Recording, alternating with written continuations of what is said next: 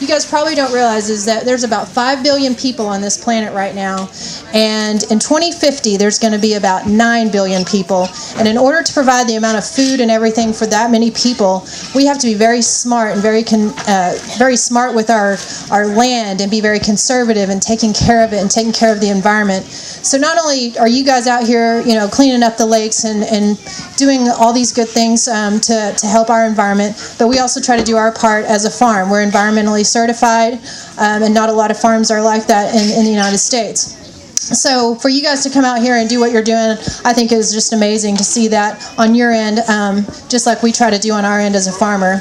In addition to being a farmer, I'm also a children's book author and founder of Texas Farm Girl.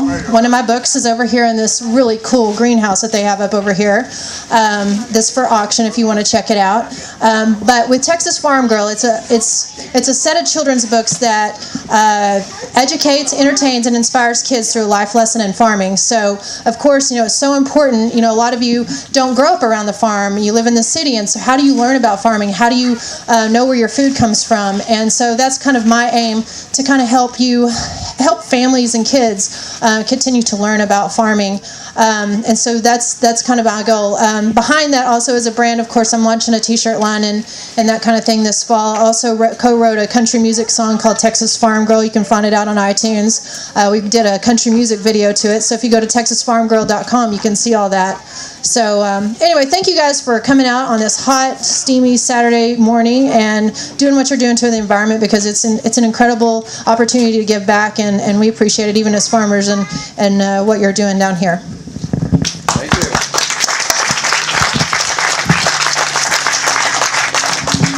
So hi, my name is Ben Lecomte, and unfortunately for you, you are going to have some trouble understanding me.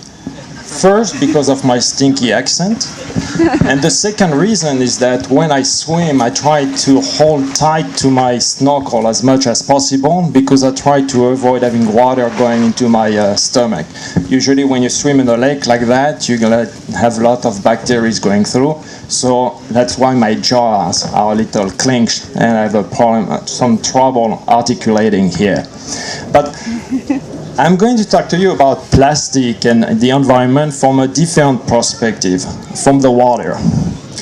I have been swimming and starting in France for a long time, more than, I would like to admit it, 35 years.